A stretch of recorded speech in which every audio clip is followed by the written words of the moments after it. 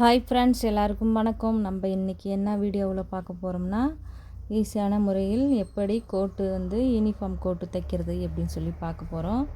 வாங்க, நான் வீடியோவுக்கு முன்னாடி கட் பண்ணி வச்சாச்சு. இப்போ தைக்கிறத மட்டும்தான் நான் வீடியோவில் போட்டிருக்கேன். நீங்கள் பாருங்கள் எப்படி தைக்கிறதுன்னு பார்க்கலாமா. இப்போ நம்ம கிராஸ் பீஸ் அதாவது கோட்டுக்கு கைக்கு கொடுக்குற பீஸ் கிராஸ் பீஸ் நம்ம இப்போ அடிச்சிக்கலாம். அதுக்கு கிராஸ் பீஸ் வெட்டியிருக்கேன். இது கிராஸாக வச்சு தையல் போட்டு எடுத்துக்கலாம். அதே மாதிரி நம்ம வெட்டின கிளாத்தை எல்லாத்தையுமே கிராஸாகவே தையல் போட்டு வச்சு ரெடி பண்ணி ஒரு பீஸும் கிராஸில் வச்சு தையல் போட்டு எடுத்துக்கலாம். வாங்க, இப்போ நான் போடுற மாதிரியே நீங்கள் போட்டுக்கோங்க. கிராஸை தையல் போட்டு எடுத்துட்டு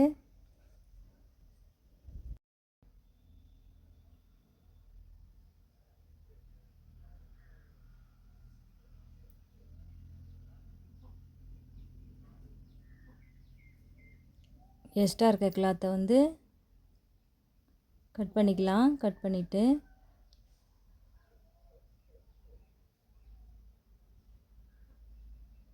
இப்போ ஸ்ட்ரைட் படுத்தி நமக்கு அரைஞ்சிக்கு மடித்து தைச்சிக்கலாம்.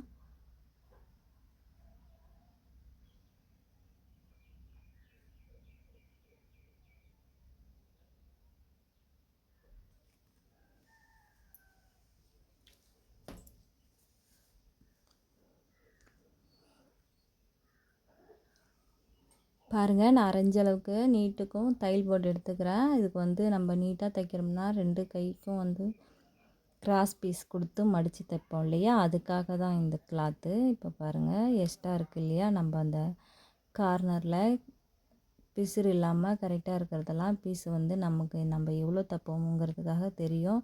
அதனால் ஒரு அரைஞ்சி மட்டும் விட்டுட்டு மற்றது பீஸ் எல்லாத்தையும் வெட்டிக்கலாம். இப்போ பாருங்கள், நான் இதே மாதிரி வெட்டிக்கங்க.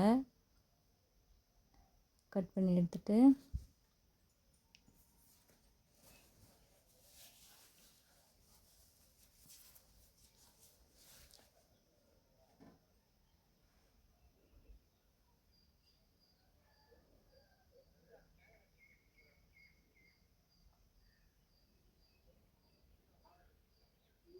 கட் பண்ணியாச்சு. இப்போ கட் பண்ணதை அதை ஓரமாக வச்சுட்டு அடுத்தது இப்போ இது பேக் எடுத்து ஒரு ஓரமாக வச்சுக்கலாம்.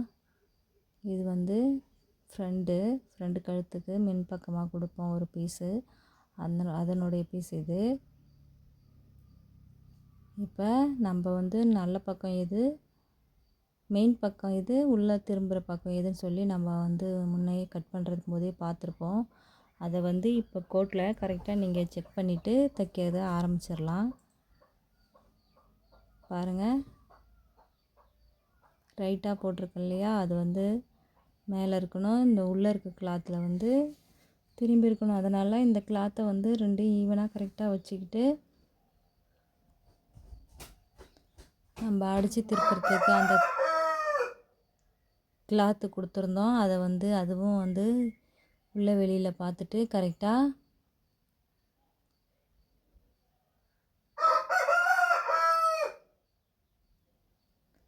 வச்சு தைச்சிக்கலாம். சென்டரை பார்த்து கட் பண்ணிவிட்டு இப்போ நம்ம எப்படி இப்போ வச்சுருக்கோமோ அதே மாதிரியே தைக்கும்போது துணி மாறாமல் இருக்கும், கரெக்டாக இருக்கும். அதே மாதிரியே ஒரு முறைக்கு 2 முறை செக் பண்ணிக்கோங்க. செக் பண்ணி பார்த்துட்டு அந்த கோழி வேறு கத்திக்கிட்டே இருக்குது. செக் பண்ணி பார்த்துட்டு இப்போ தையல் போட்டுக்கலாம். வாங்க,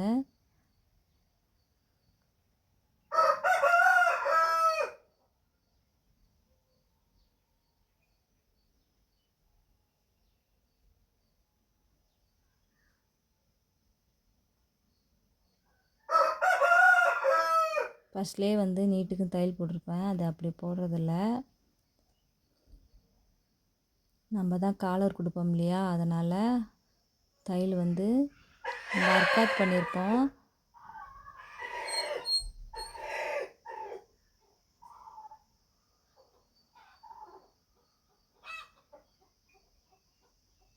அது நேருக்கு தான் நம்ம தையல் போடணும். இப்போ நான் அதை பாருங்கள் ரிமூவ் பண்ணிட்டேன். ரிமூவ் பண்ணிவிட்டு இப்போ வந்து சென்டரில் ஒரு மார்க் பண்ணியிருக்கேன் பாருங்கள். அது நேருக்கு மட்டும் வளைவாக விட்டுட்டு இப்போ வந்து நீட்டுக்கும் வந்து அடியில் இருக்க வந்து பக்கம் அந்த கிளாத்து கொடுத்துருக்கோம் இல்லையா, அது நீட்டுக்கும் 1/4 இன்ச் அளவுக்கு ஸ்ட்ரைட்டாக தையல் போட்டு எடுத்துக்கலாம்.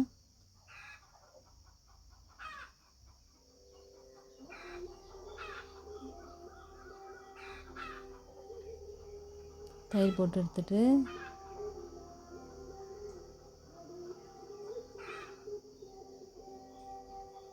இப்போ வந்து கட் கொடுத்துக்கலாம். கொஞ்சம் கார்னரில் கொஞ்சம் கொஞ்சம் கட் பண்ணி எடுத்துக்கலாம்.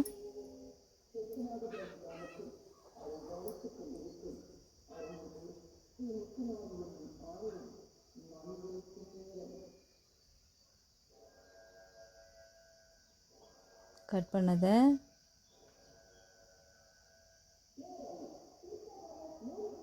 பாருங்கள், அப்படியே திருப்பிக்கலாம்.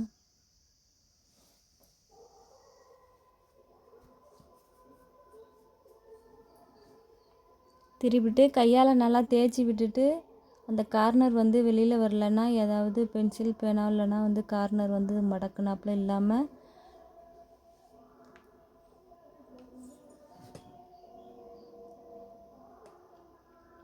நல்லா எடுத்து விட்டுட்டு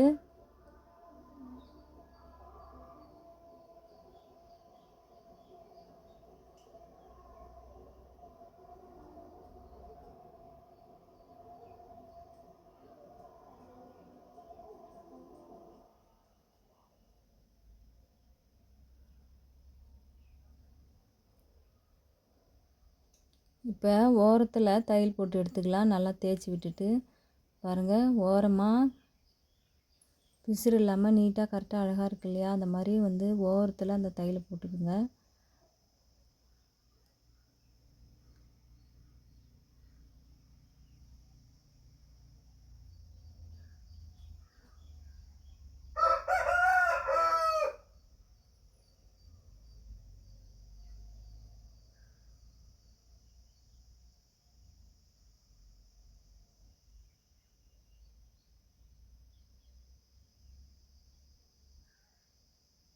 ஓரத்தில் தையல் போட்டு எடுத்தாச்சு. இப்போ வந்து கீழே இருக்கு இல்லையா, அது வந்து எக்ஸ்ட்ரா இருக்க பீஸ் வந்து வெட்டிக்கலாம்.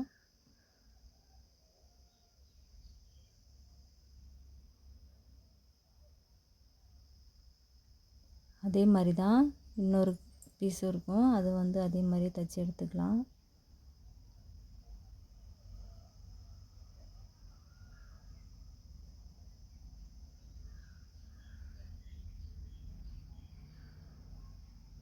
இப்போ பாருங்கள், மார்க் பண்ணியிருக்கல, அது நீட்டுக்கும் தையல் போட்டு எடுத்துக்கணும்.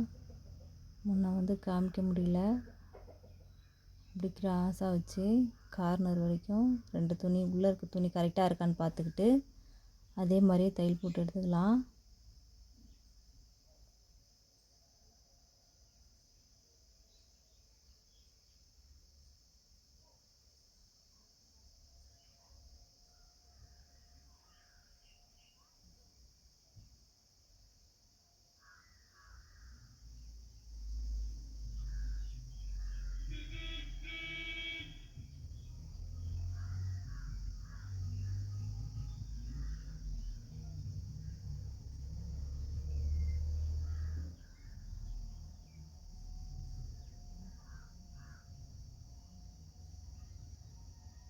ஒரு தையலுக்கு 2 தையலை போட்டு எடுத்துக்கலாம்.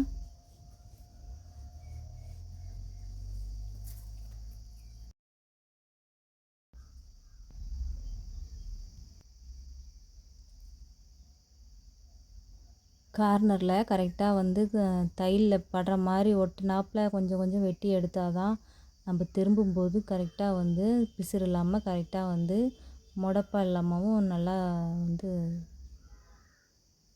படிமானமாக இருக்கும். தைக்க போகுது பாருங்கள், அதே மாதிரி தான்.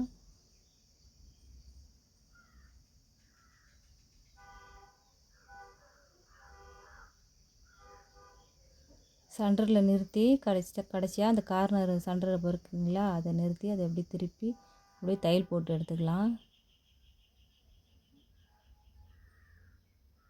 தையல் வரல.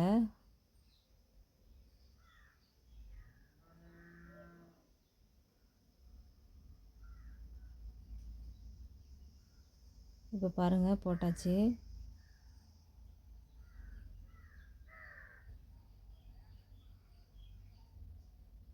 அவ்வளோதான். இப்போ வந்து ஃப்ரண்ட் பீஸ் ரெண்டுமே ரெடி. இப்போ பேக்கில் வந்து கோட்டு வந்து தைக்கிறது ரொம்ப கஷ்டம்னு நினைப்பாங்க சில பேர். அப்படிலாம் இல்லை. கோட்டு வந்து புதுசாக தைக்கிறவங்களுக்கு கொஞ்சம் கஷ்டமாக இருக்கும், அப்புறமா தைக்க ஈஸியாக இருக்கும். இதுதான் சென்ட்ரு பாருங்கள், நான் அர்க்காத் பண்ணியிருக்கேன்.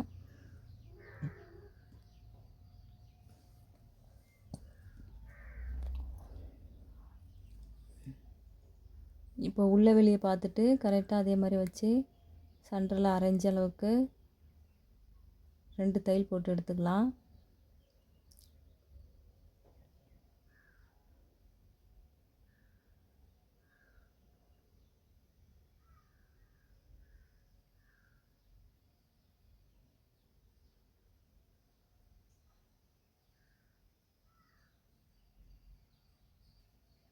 அதே மாதிரியே சென்டரில் வச்சுக்கிட்டு கார்னர் பார்த்து 2 தையல் போட்டு எடுத்துக்கலாம்.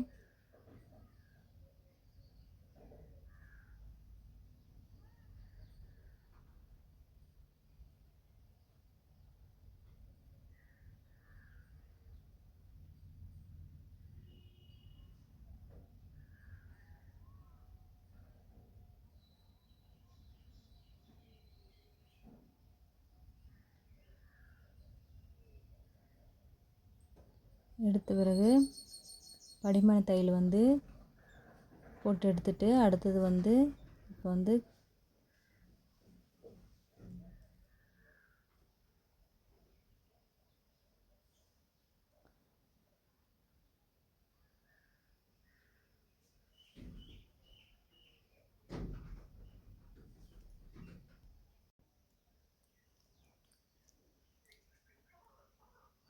நமக்கு 1/4 இன்ச்சு தேவை இல்லையா, அது வரைக்கும் 1/2 இன்ச்சு வரைக்கும் நமக்கு வந்து எக்ஸ்ட்ரா துணி தேவையோ அது வரையும் வச்சுட்டு, அப்போ தான் நம்ம மடக்கி தையல் போடும்போது பார்க்க நீட்டாக இருக்கும். மறுபடியும் எக்ஸ்ட்ரா இருக்க கிளாத்தை வந்து பிசுறு தெரியாமல் இருக்கணும்னா வெட்டி எடுத்துக்கலாம், கட் பண்ணி எடுத்துக்கலாம். பாருங்கள், இது மாதிரி கட் பண்ணிவிடுங்க. சாரி,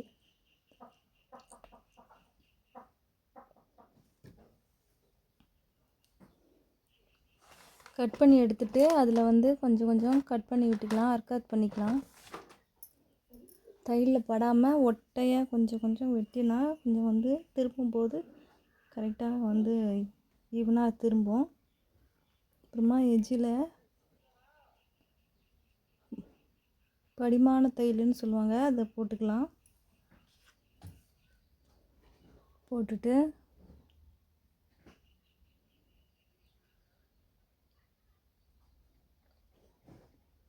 ஒரு தையல் தான் போடுவாங்க கோட்டுக்கு, 2 தையல் கூட வேணும்னா போட்டுக்கலாம், பார்க்குறதுக்கு பாடுற மாதிரி அழகாக இருக்கும்.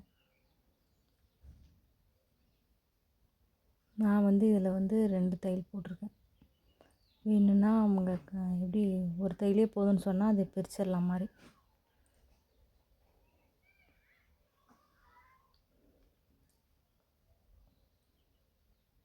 இப்போ இழுக்காமல் போகாமல் லூஸாகவே விட்டு அடுத்து தையல் போட்டுக்கோங்க.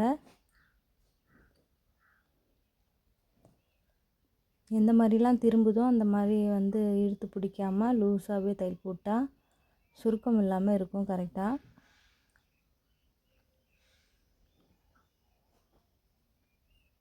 பாருங்கள், சுருக்கம் இல்லாத எப்படி இருக்குங்க. கலர் துணினா பளிச்சுன்னு தெரியும், இது வந்து பளிச்சுன்னு தெரியல.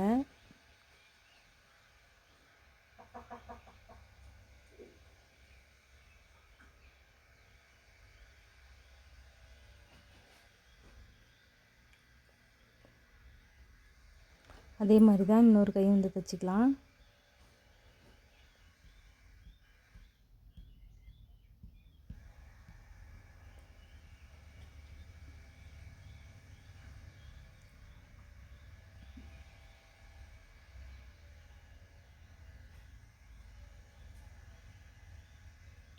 இந்த வளைவான பகுதியில் கட் பண்ணி விட்டுட்டு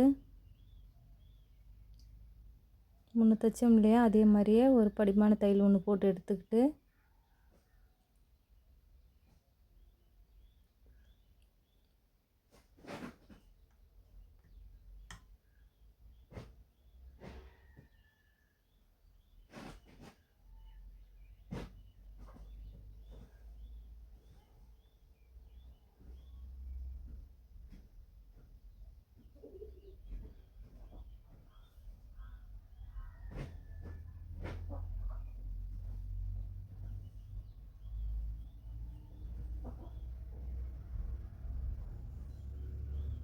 அந்த வெட்டின பக்கமும் வந்து பிசுறு வந்து வெளிப்பக்கமாக வைக்கிற மாதிரி வச்சு வந்து அந்த படிமான தையல் போடுங்க. அப்போ தான் வந்து சரியாக இருக்கும்.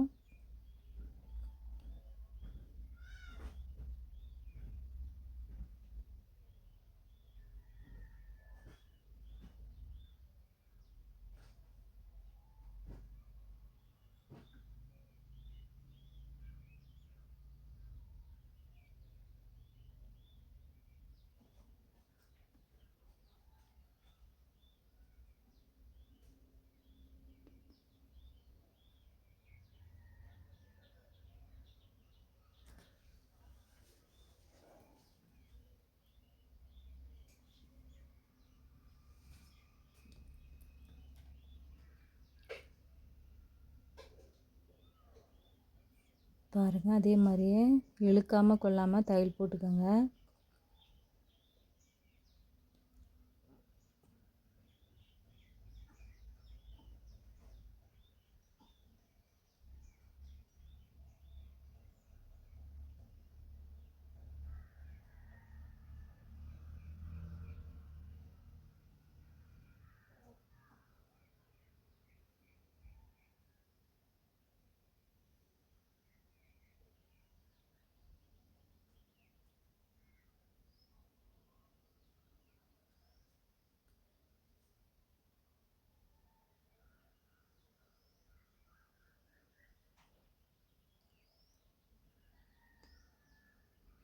இப்போ பாருங்கள், அளவு வந்து ரெடி அளவு மார்க் பண்ணியிருக்கேன். அதுக்கு நேராக வந்து தையல் போட்டு எடுத்துக்கலாம்.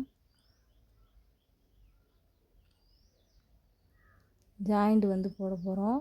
பாருங்கள்,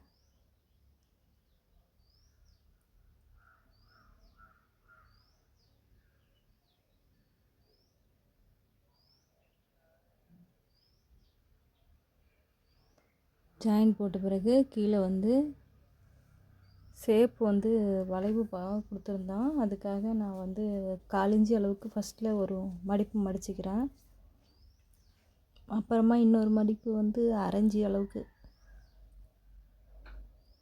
ஃபஸ்ட்டு ஒரு 1/4 இன்ச்சு அளவுக்கு ஒரு மடிப்பு, அடுத்தது வந்து 1/2 இன்ச்சு அளவுக்கு ஒரு மடிப்பு மடிச்சுக்க போகிறேன் இந்த கோட்டில். இப்போ வந்து 1/4 இன்ச்சு அளவுக்கு மடிச்சிக்கிட்டு இருக்கேன் பாருங்கள். அந்த மாதிரி மடிச்சுக்கோங்க.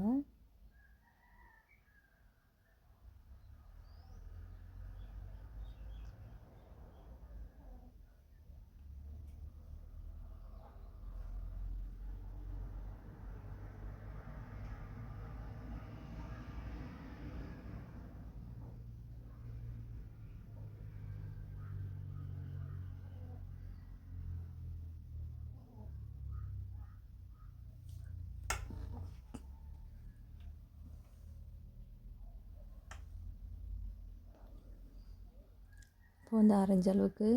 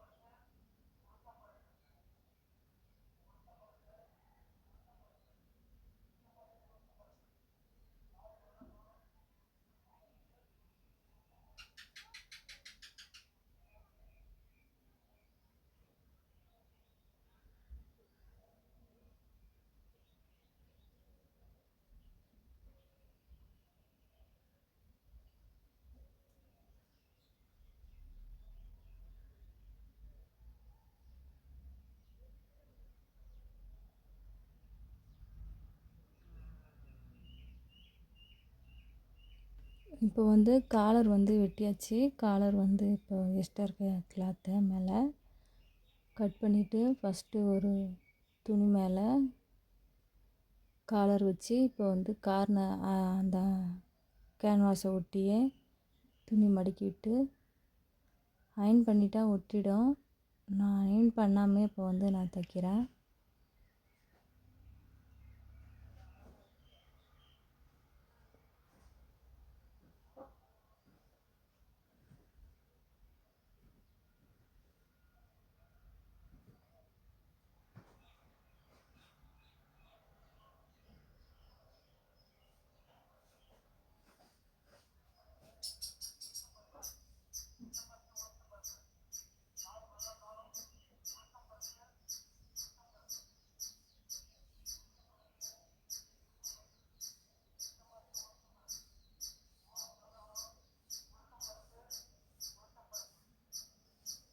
தச்சு முடிச்சாச்சு.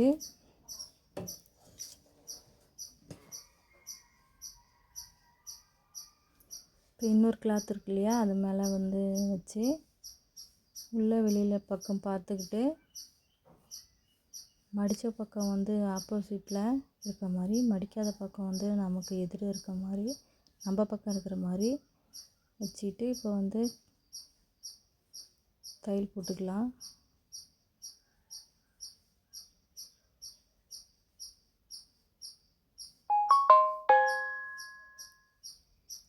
இந்த கார்னரில் கொஞ்சம் ஒரு நூல் ஒன்று எடுத்துக்கலாம். எடுத்துட்டு கார்னர் வரும்போது வச்சு தையல் போட்டுக்கலாம். ரெண்டு பக்கமும் நூல் வச்சு கார்னரில் கொண்டாந்து நிறுத்தி அந்த ரெண்டு பக்கத்து நூலையும் ஒரு பக்கமாக எடுத்து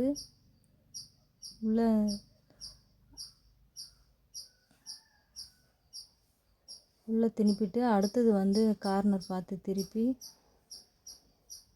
கேன்வாஸில் ஒட்டினாப்பில் தையல் போட்டுக்கலாம்.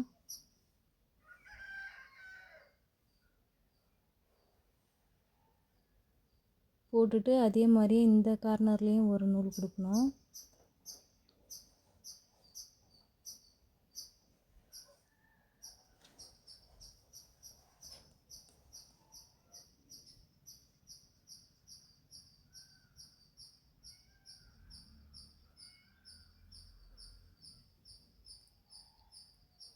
எடுக்க எடுக்க வருதா பாரு ஒட்டிக்கிட்டு ஒரு நூலுங்கிறதுக்காக.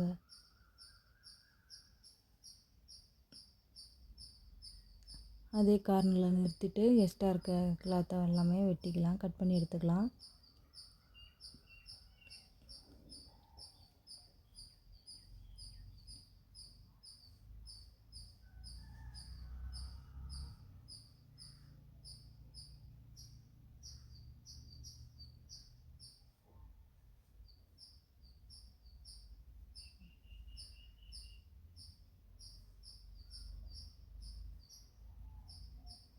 கட் பண்ணி எடுத்துட்டு திருப்புறதுக்கு ஈஸியாக இருக்க மாதிரி அது வந்து சென்டர் பார்த்து கொஞ்சம் கொஞ்சம் வெட்டி விட்டுக்கலாம். வெட்டி விட்டுட்டு இப்போ வந்து திருப்பி பார்க்கலாம். காலர் வந்து ரெடி. கேன்வாஸ் வச்சு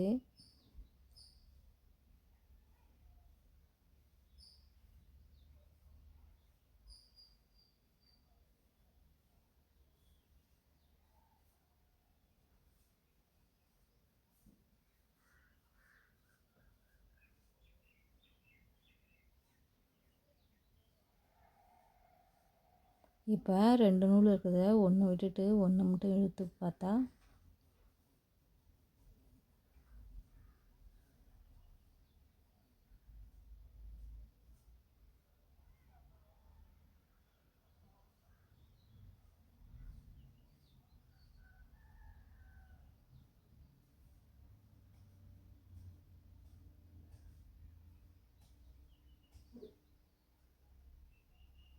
இப்போ ஓரத்தில் எட்ஜில் ஒரு தையல் மட்டும் போட்டு எடுத்துக்கலாம். துணியை நல்லா நீவி விட்டுட்டு ஏத்தரக்கம் இல்லாமல் விட்டு சரியாக கரெக்டாக வந்து தையல் போட்டுக்கோங்க.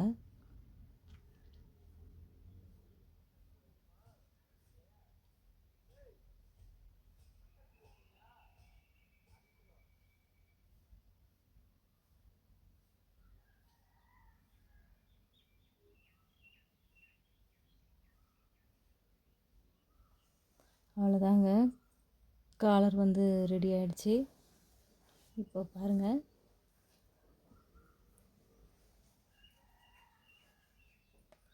சென்டர் பார்த்து காலர் வச்சு பார்த்துட்டு பாருங்கள் கரெக்டாக இருக்கான்னு சொல்லி ஒரு முறை செக் பண்ணிக்கோங்க. தைக்கும்போது வந்து சென்டர்லேருந்து இந்த பக்கத்தில் பேர்வதி தூரம், அந்த பக்கத்தில் பேர்வதி தூரம்னு சொல்லி தைங்க. அப்போ தான் நல்லாயிருக்கும். ஒரு பக்கத்தில் இருந்து தைச்சி முடிச்சுட்டு வந்தால் கடைசியில் கஷ்டமாக இருக்கும் தைக்கிறதுக்கு. இந்த மாதிரி தைச்சி பாருங்கள்.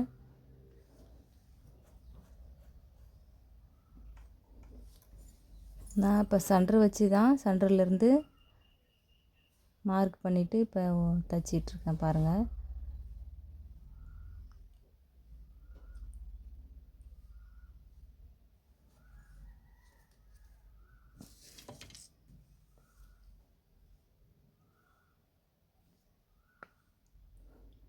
பாருங்கள் தைச்சாச்சு. அதே மாதிரி ஒரு தையல் தானே போட்டிருக்கோம், இன்னொரு தையல் அதே மேலே போட்டுக்கலாம்.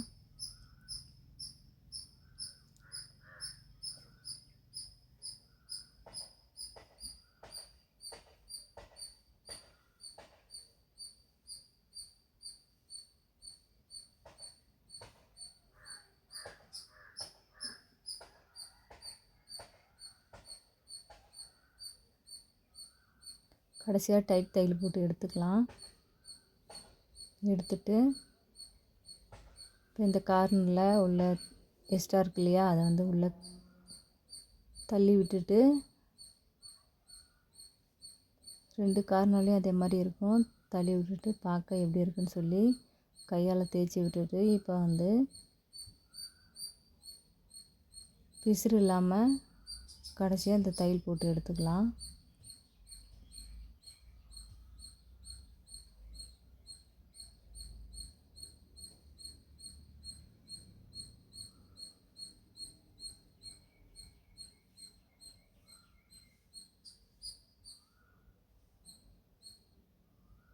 இழுக்காமல் கொள்ளாமல் கரெக்டாக வந்து தையல் போடுங்க.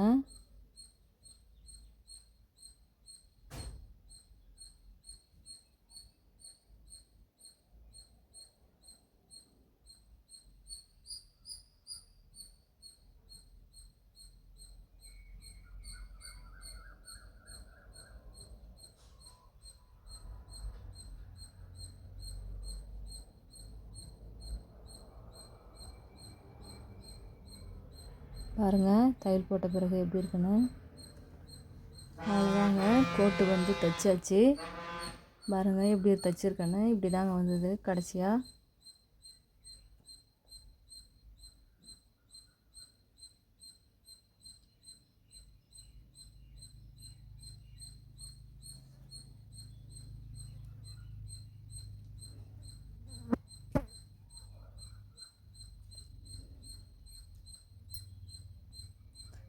கடைசியாக பாருங்கள் இந்த வளைவோடு அப்படியே அழகாக இருக்கு இல்லையா.